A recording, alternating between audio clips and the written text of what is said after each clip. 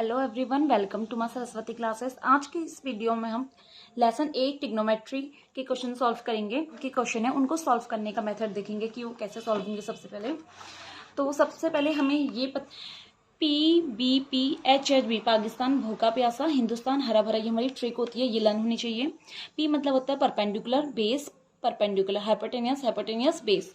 अब देखिए हमारे पास 6 trigonometry function P upon H, फिर ये साइन हो गया। अब ये cos B upon H, tan हो जाएगा P अपॉन बी।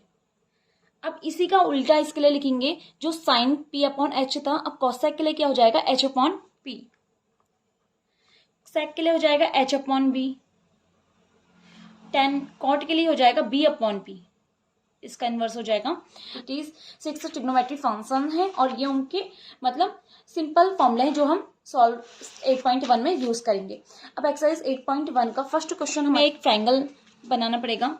अगर एक ट्रायंगल ले लेते हैं, ये हमारे पास एक राइट एंगल ट्रायंगल लेंगे, ये राइट एंगल ट्रायंगल है। अब एबीसी एक राइट एंगल ट्रायंगल है जिसका बी क्या है, राइट एंगल है। तो ए बी पर हमें राइट एंगल दिखाना है। ये राइट एंगल मतलब 90 डिग्री का एंगल बनता है और वो हमारा किस पर आ गया, बी पॉइंट पर। ए बी सी हमें गिवन है, A B is equal to 24 centimetre and B C is equal to हमारे पास है 7 सेंटीमीटर। अब देखिए जो हमारे पास राइट एंगल ट्राइंगल होता है उसमें जो हमारी सबसे बड़ी साइड होती है वो हमारी होती है हाइपोटेनियस, ये होता है हमारा बेस, और ये हमारा जो 90 डिग्री जिस पर वो होता है वो हमारा क्या होता है, परपेंडिकुलर। ये हमारा परपेंडिकुलर है, ये हमारा हाइपोटेनियस है, ये हमारा बेस है। अब सबसे पहले हमें इस साइन ए और cos A, sign C cos सी की वैल्यू फाइंड करने के लिए हाइपोटेनियस की वैल्यू पता होनी चाहिए। तो बाय यूजिंग पाइथागोरस थ्योरम, सबसे बड़ी साइड होती है उसका स्क्वायर इन दो साइड के स्क्वायर के सम के इक्वल होता है, ठीक है। तो hypotenuse square is equal to perpendicular square plus base square. मैं इसको शॉर्ट में PHB ऐसे लिख दे रही हूँ, आपको मैं बोल दे रही हूँ तो आप ध्यान से देखिएगा। ये हो गया। अब हाइपोटेनियस अब इसकी नेमिंग लिख देते हैं। हाइपोटेनियस का क्या है, AC, तो AC स्क्वायर हो जाएगा, होल स्क्वायर लिखना पड़ेगा। परपेंडिकुलर है हमारे पास AB, तो AB होल स्क्वायर, और बेस हमारे पास है BC whole square, BC whole square. अब AC की वैल्यू तो हमें फाइंड करनी है, तो AC तो हमारा ऐसे रहेगा, AC होल स्क्वायर। AB की वैल्यू हमारे पास 24 है, तो 24 होल स्क्वायर प्लस BC की वैल्यू हमारे पास है 7 होल स्क्वायर। तो 24 स्क्वायर आ गया है 576, 7 स्क्वायर होता है 49। AC स्क्वायर, AC की वैल्यू, अब स्क्वायर यहाँ से हटाएंगे तो यहाँ क्या लग जाएगा, रूट। तो 576 प्लस 49 को ऐड कर लेंगे तो 9 10 6 5 सॉरी 2 1 5 625, और 625 हमारा किसका होता है, 25 का होता है। तो हमारे पास AC की वैल्यू क्या आ जाएगी, 25। हमारे पास AC की वैल्यू आ गई है। अब हमारे पास AC जो हम हाइपोटेनियस था उसकी वैल्यू आ गई है 25 सेंटीमीटर, 25 सेंटीमीटर आ गई है, ध्यान में रखनी पड़ेगी। जो हमारा साइन ए, अब यहाँ पर एंगल क्या है A, जैसे हम साइन थीटा, मैंने अभी बोला था sine theta is equal to क्या होता है, बोला था sine theta is equal to perpendicular upon hypotenuse होता है। Cos theta is equal to, देख पहले लिख लेते हैं, sine A is equal to क्या होता है, परपेंडिकुलर अपॉन हाइपोटेनियस। कॉस क्या होता है, बेस अपॉन हाइपोटेनियस। तो अब देखिए मतलब मुझे साइन ए की वैल्यू निकालने के लिए मेरे पास परपेंडिकुलर और हाइपोटेनियस होना चाहिए, और कॉस ए की वैल्यू निकालने के लिए बेस अपॉन हाइपोटेनियस।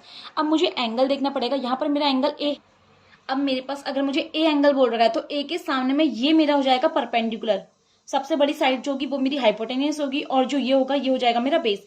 अभी तक यहाँ पर मेरा बेस ये था, क्योंकि मेरा नॉर्मली जो राइट एंगल ट्रायंगल होता है उसमें सबसे बड़ी साइड हाइपोटेनियस होती है, उससे फिर उसके बाद जो एक नीचे जो होता है बेस होता है, और ये जो लंब एक पड़ता है उसको क्या बोलते हैं, परपेंडिकुलर।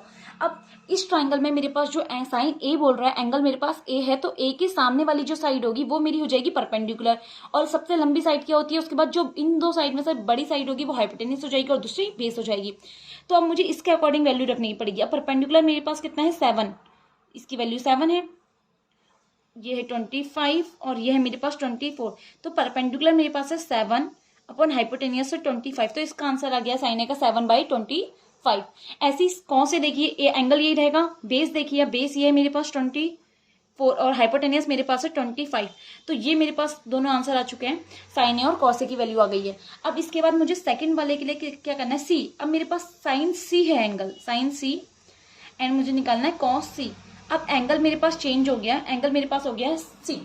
अब देखिए सी के लिए ऐसी आप, अगर मैं आपको यहाँ पर एक ट्रायंगल बना के, अभी मैं अलग अलग एक्सप्लेन कर रही हूँ लेकिन मैं नेक्स्ट क्वेश्चन से एक ही ट्रायंगल में सारी चीज आपको एक्सप्लेन कर दूंगी। अब देखिए सी के सामने में ये वाली साइड है तो ये मेरी हो जाएगी परपेंडिकुलर, एंगल जो बोला जाएगा उसके सामने वाली साइड हमारी होगी परपेंडिकुलर। अब इन दो में से जो बड़ी साइड होगी वो मेरी होगी हाइपोटेनियस और बची हुई साइड मेरी क्या हो जाएगी बेस। अब देखिए साइन सी, साइन क्या होगा परपेंडिकुलर अपॉन हाइपोटेनियस, कॉस होगा बेस अपॉन हाइपोटेनियस। तो परपेंडिकुलर की वैल्यू अब मेरे पास क्या हो जाएगी 24 अपॉन हाइपोटेनियस 25 है, बेस हो जाएगा अब मेरे पास 7 और हाइपोटेनियस है मेरे पास 25। यही मेरा इसका आंसर है। अब इसके बाद नेक्स्ट क्वेश्चन है in figure 8.13 find 10p minus cot R. Figure हमें दिया है, अब हमें 10p माइनस कॉट आर की वैल्यू निकालनी है। तो सबसे पहले मुझे 10p वैल्यू निकालनी पड़ेगी अलग अलग, जैसे भी हमने साइन है कॉस है ऐसे निकाला। 10p की वैल्यू निकालेंगे, फिर निकालेंगे कॉट आर की। 10 के लिए फॉर्मूला होता है परपेंडिकुलर अपॉन बेस, और कॉट के लिए क्या हो जाएगा उसका उल्टा बेस अपॉन परपेंडिकुलर। तो अब देख इसको सॉल्व करते हैं। तो सबसे पहले हमारे पास हमें फिगर गिवन है 10p। अब इसमें देखिए सबसे पहले फिगर में हमारे पास तीनों वैल्यू होनी चाहिए, परपेंडिकुलर बेस हाइपोटेनियस, लेकिन यहाँ पर मेरे पास अभी वैल्यू नहीं है। एंगल मेरे पास थीटा ही है, ये मेरा हाइपोटेनियस है, ये परपेंडिकुलर है, और मुझे बेस फाइंड करना है। यहाँ पर ये वैल्यू मुझे फाइंड करनी है। तो सबसे पहले बाय यूजिंग पाइथागोरस थ्योरम लिख देंगे। फॉर्मूला क्या होता है hypotenuse square is equal to perpendicular square plus base square. Perpendicular square plus base square हो गया। हाइपोटेनियस हमारे पास है P R whole square, perpendicular है PQ तो PQ होल स्क्वायर, और बेस है हमारे पास Q R whole square. PR की वैल्यू हमारे पास है 13 square is equal to PQ है 12 स्क्वायर। QR की वैल्यू हमें फाइंड करनी है, तो QR square is equal to हमारे पास क्या हो जाएगा QR square is equal to 13 square minus 12 square. मैं इसको इस तरीके से सॉल्व करती हूँ कि मैं इसको देखती हूँ कि QR अगर मैं यहीं रहने दूं तो मेरा 13 यहाँ पहले से और मैं 12 यहाँ ले जाऊंगी तो 12 माइनस में आ जाएगा, इसलिए मैं फिर इसको इधर और लेफ्ट को राइट कर देती हूँ। अब 13 स्क्वायर हमारे पास कितना होता है 13 स्क्वायर होता है हमारा 169 माइनस 12 स्क्वायर होता है 144। QR स्क्वायर है आगे से। अब इसमें से इसको सब्ट्रैक्ट करेंगे तो 5 25 QR स्क्वायर।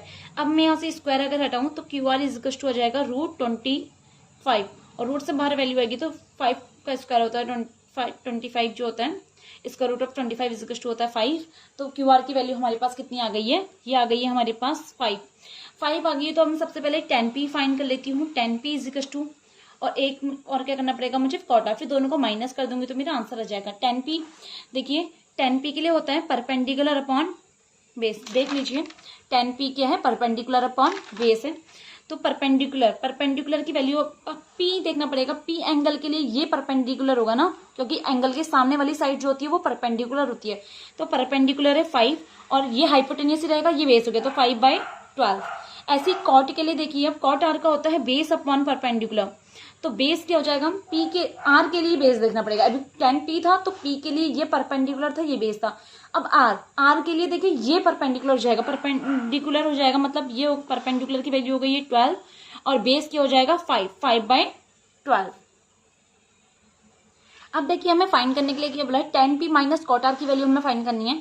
10p भी मेरे पास आ गया है, कॉट आर भी। अब मैं अगर 10p माइनस कॉट आर की वैल्यू फाइंड कर दूं यहाँ से 10p minus cot are, 10p की वैल्यू मेरे पास है 5/12 माइनस कॉट आर की वैल्यू भी मेरे पास है 5/12। तो मेरा आंसर क्या आ जाएगा 0। ये मेरा इसका आंसर है।